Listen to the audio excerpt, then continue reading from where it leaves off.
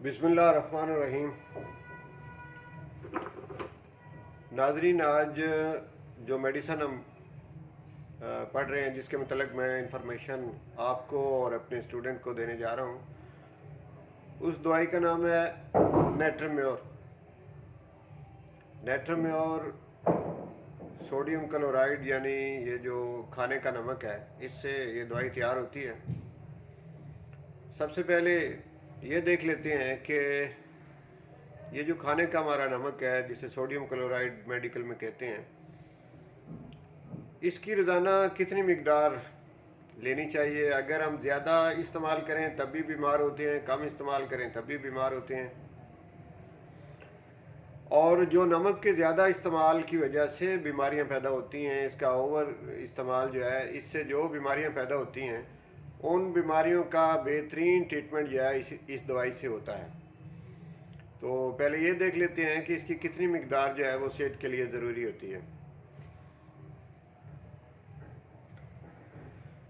WHO की report के मुताबिक 2000 मिलीग्राम पर डे सोडियम जो है इसका इस्तेमाल होना चाहिए। यानी ये जो नमक है 2000 मिलीग्राम, अगर इसे ग्राम में हम करें तो ये बनता है 2 ग्राम डेली इसका इस्तेमाल होना चाहिए। इससे ज़्यादा नहीं होना चाहिए। अगर ज़्यादा हो तो इससे बीमारियां पैदा होने का खदशा होता है। इसी तरह से एक इदारा है अमेरिका में, अमेरिकन हार्ट एसोसिएशन उसका नाम है। वो हार्ट की बीमारियों से मतलब वो इदारा है। तो उसका कहना यह है कि 1500 मिलीग्राम से ज़्यादा इसका इस्तेमाल सोडियम का नहीं होना चाहिए। लेकिन जो दुनिया भर में खाने के नमक के ऊपर जो तजर्बात किए गए, जो रिसर्च की गई कि ज़्यादा नमक खाने से कौन कौन सी बीमारियां पैदा होती हैं, तो इसमें कई दफ़ा जो है वो लाख लोग इकट्ठे जो हैं मुख्तलिफ मुल्कों के इकट्ठे करके उनके ऊपर ये एक्सपेरिमेंट किए गए। तो इससे जो चीज़ें सामने आई उसमें यह कि अगर नमक का ज़्यादा इस्तेमाल जिन लोगों ने किया, उनको ब्लड प्रेशर की बीमारी तो सबको ही तकरीबन हुई। और ब्लड प्रेशर जब हो गया तो उसके बाद किडनी पे इफ़ेक्ट होना शुरू हो गया, किडनी डिजीज़ पैदा होना शुरू हो गई, और किडनी के बाद हार्ट डिजीज़ जो है वो पैदा होना शुरू हो गई। इसके अलावा भी नमक के ज़्यादा इस्तेमाल से स्किन की बीमारियां पैदा हुई, और इसके अलावा फेफड़ों पे इसके असरात देखे गए। और सबसे आखिर में जो रिसर्च ब्रेन के मुतल्लिक़ इसकी हुई कि नमक जो लोग ज़्यादा इस्तेमाल करते हैं उनको कुछ ज़हनी बीमारियां भी पैदा हो जाती हैं। तो ये सारी बीमारियां जो हैं ये भी हम इस वीडियो में डिस्कस करेंगे। इनकी जो चीदा इलामात हैं वो मैं आपको बताऊंगा।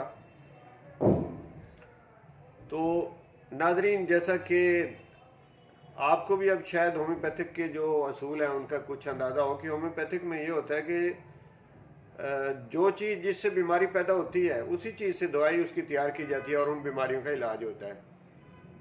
होम्यो की मानी सेम या बिलमिसल या एक जैसा, यानी जो चीज़ बीमारी पैदा करती है ऐसी ही बीमारियों का इलाज भी वो करती है।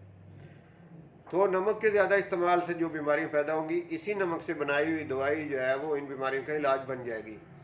तो इसी नमक से जो दवाई होम्योपैथिक में बनाई गई है, इसका नाम नेट्रम्योर है, जो कि आज हम पढ़ रहे हैं। नेट्रम्योर के मतलब कुछ मैं इलामात बीमारियों के हवाले से आपको देता हूँ कि कौन सी बीमारियों में और कौन सी इलामात में नेट्रम्योर अगर हम किसी मरीज़ को दें तो उसका अच्छा रिजल्ट सामने आता है।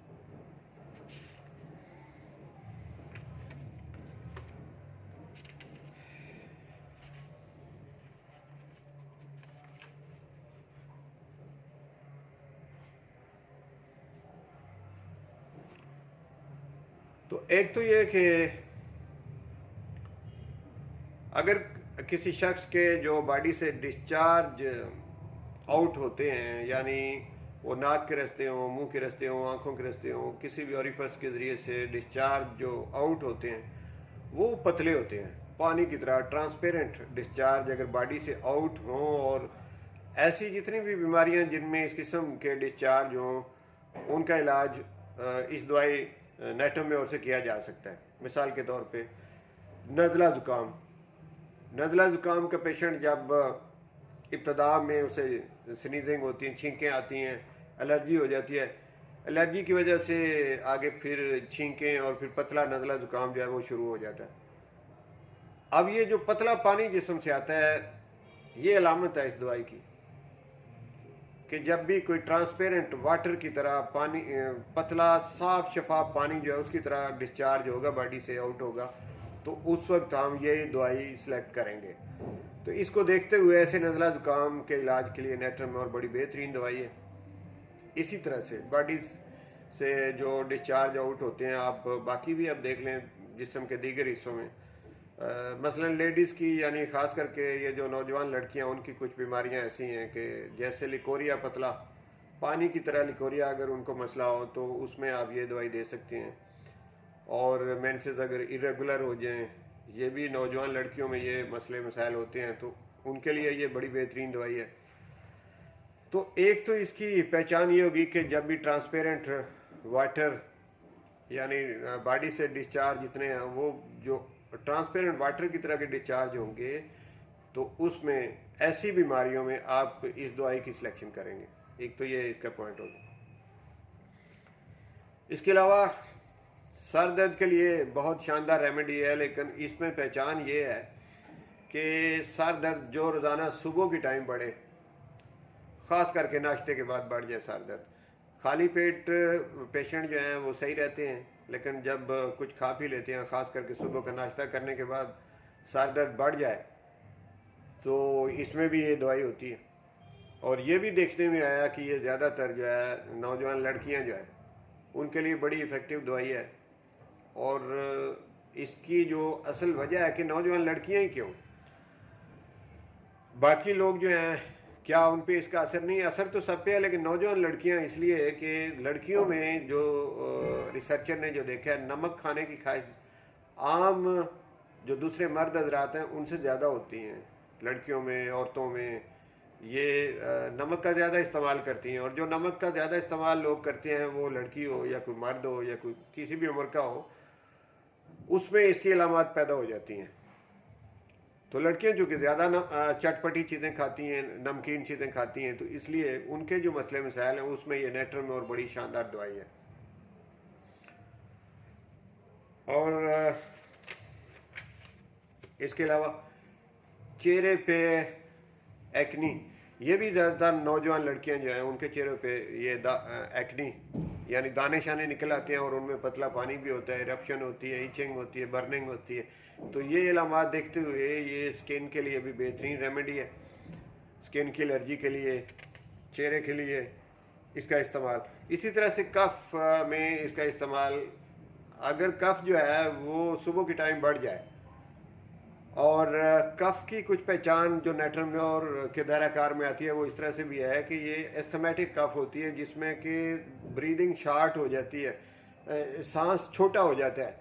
तो ये अस्थमा की तरह की ये कफ है, और सुबह की टाइम अगर कफ बढ़े तो फिर भी ये दवाई इस्तेमाल होती है। और साथ में कफ के बाज़ औक़ात चेस्ट पेन भी होती है। इसके अलावा हार्ट पे भी इसका इस्तेमाल है, और हार्ट बीट इसकी जो है वो थर्ड बीट खास करके इरेगुलर हो जाती है। 2 बीट पहले सही आती हैं, जो थर्ड बीट है वो डिफर करती है पहली 2 बीट से। अगर तो इस तरह की हो हार्ट बीट, तो फिर भी ये नेटोम्योर जो है इसका इस्तेमाल बड़ा शानदार रिजल्ट दिखाता है।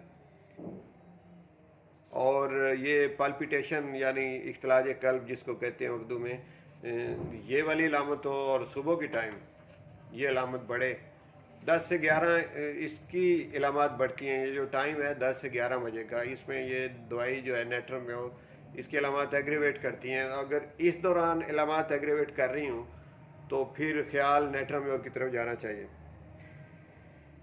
फेस की मैंने एक्नी के हवाले से इलामात दी, लेकिन एक और इलामत भी है कि लेफ़्ट साइड जो फेस की है वो थोड़ी ज़्यादा मुतासर होती है। लेफ़्ट साइड पे मसले मसाइल राइट चीक्स की निस्बत जो है वो लेफ़्ट चीक पे ज़्यादा होते हैं, तो ये भी इसकी अलामत है।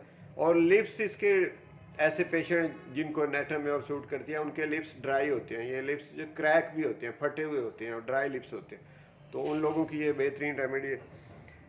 और स्टमक के हवाले से कि खाली स्टमक हो तो पेशेंट बेहतर फील करता है, और ब्रेकफास्ट या खाने पीने के बाद उसकी अलामात जो हैं वो कुछ बढ़ना शुरू हो जाती हैं। एक तो ये, और कॉन्स्टिपेशन भी है, यानी कब्ज जो है। क्रॉनिक कॉन्स्टिपेशन में ये दवाई इस्तेमाल की जाती है। बहुत पुरानी जिन लोगों को कॉन्स्टिपेशन हो और वो शिकायत करेंगे जी बहुत पुरानी है। अब लुकिंग वाइज देखा जाए तो एनेमिक पेशेंट होते हैं, इसके एनीमिया का शिकार लोग, खून की कमी का शिकार, कमज़ोर, पतले दुबले, जिन्हें कि आपको देखते ही पता चलता है कि ये एनीमिया का शिकार है, ऐसे लोग जो हैं वो भी पहचान है इस रेमेडी के लिए। और कोल्ड से सेंसिटिव ये लोग होते हैं, सेंसिटिव टू कोल्ड, सर्दी इनको बड़ी जल्दी लगती है, जिन नेटरम्योर जिन लोगों की दवाई होती है। इसके अलावा ज़हनी तौर पे देखा जाए इरिटेबल होते हैं, झगड़ालू होते हैं, और छोटी छोटी बातों पे इनको गुस्सा आ जाता है, नर्वस भी होते हैं, सैड भी होते हैं, तो इस तरह की ज़हनी कैफियत होती है। और अगर आप इनके साथ बाज़ औक़ात ये होता है कि बातों बातों में कोई ऐसी उनकी कोई दुखती रग सामने आ जाती है जिससे वो रोना शुरू कर देते हैं, तो ये तादाद भी ज़्यादा मर्दों की निस्बत औरतों में पाई जाती है। तो औरतें जो बाज़ औक़ात डॉक्टर के पास जाती हैं और डॉक्टर उसकी केस टेकिंग कर रहा होता है, तो अगर वो रोना शुरू कर दें तो फिर डॉक्टर का ख्याल इस तरफ जाता है, जो रोने वाली टेंडेंसी रखने वाली जो मेडिसन है उन मेडिसन की तरफ, जिनमें से ये नेटरम्योर भी एक है, इग्नेशिया है या पल्साटिला है और दीगर दवाइयाँ हैं। अब आखिर में एक बीमारी है कैकेक्सिया। कैकेक्सिया बड़ी डेंजरस किस्म की बीमारी है, लेकिन इसका इलाज, जिसे के बाद अगर लाइलाज बीमारी कहा जाता है, लेकिन नेटरम्योर से इसका बेहतरीन इलाज किया जा सकता है। कैकेक्सिया क्या है? इसमें वेट लॉस होना शुरू हो जाता है, और मसल जो है उनकी वेस्टिंग शुरू हो जाती है, मसल को नुकसान पहुंचना शुरू हो जाता है, मसल वेस्ट होना शुरू हो जाती हैं, पेशेंट दिन ब दिन कमज़ोर, पतला, दुबला होना शुरू हो जाता है। और अगर ये क्रॉनिक हो जाए, ये बीमारी जिसको कि कैकेक्सिया कहते हैं, ये अगर क्रॉनिक हो जाए तो कुछ रिस्क फैक्टर ऐसे हैं जो कि बाद औक़ात फेस करना पड़ते हैं, वो मैं आपको बताता हूँ। उनमें कैंसर है। कैंसर ये 3 तरह का है, लंग्स का कैंसर, स्टमक का कैंसर और पेंक्रियाज का कैंसर। 3 जगहों पे ये कैंसर जो है ये भी हो सकता है अगर कैकेक्सिया क्रॉनिक हो जाए और उसका ट्रीटमेंट प्रॉपर तरीके से ना किया गया हो, तो फिर ये रिस्क फैक्टर भी हैं। यानी ये 3 तरह का कैंसर जो है इसका भी खतरा है, और रीनल फेलियर का खतरा भी रहता है, यानी गुर्दों का फेल हो जाना, और इसके अलावा कंजेस्टिव हार्ट फेलियर, इसका भी एक खतरा रहता है, और फिर सिस्टिक फाइब्रोसिस, ये एक बीमारी, इसका भी रिस्क है। इसके अलावा HIV का भी रिस्क है, और रियोमेटाइड आर्थराइटिस। तो ये रियोमेटाइड, ये जोड़ों, छोटे जोड़ों में ये स्वेलिंग हो जाती है, इसे कहते हैं रियोमेटाइड आर्थराइटिस। तो ये बीमारियां जो मैंने गिनवाई हैं, ये अगर कैकेक्सिया बीमारी जो है उसका अगर प्रॉपर तरीके से इलाज ना हो, तो जब वो क्रॉनिक हो जाए तो उसके बाद ये रिस्क भी हो सकते हैं। और ये तमाम रिस्क और ये बीमारी कैकेक्सिया, ये इसी दवाई से जिसका नाम है नेटरम्योर, इससे ये ठीक हो सकते हैं, अल्लाह के फजल करम।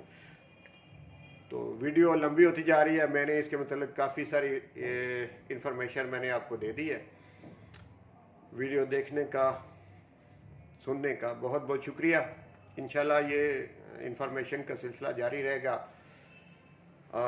अल्लाह आपको खुश रखे, सेहतमंद रखे, और मेरे मुल्क पाकिस्तान को अल्लाह ताला हर तरीके से इसकी हिफाजत करे, इसके दुश्मनों से इसको बचा के रखे। तो हम सबको दुआगो होना चाहिए अपने मुल्क के लिए, अपनी फ़ौज के लिए, और अपनी 22 करोड़ आवाम जो है उसकी तंदरुस्ती के लिए हम सब दुआगो हैं। अपना ख्याल रखिएगा। बहुत शुक्रिया। इंशाल्लाह दोबारा किसी वीडियो में मुलाकात होगी आपसे। बहुत शुक्रिया।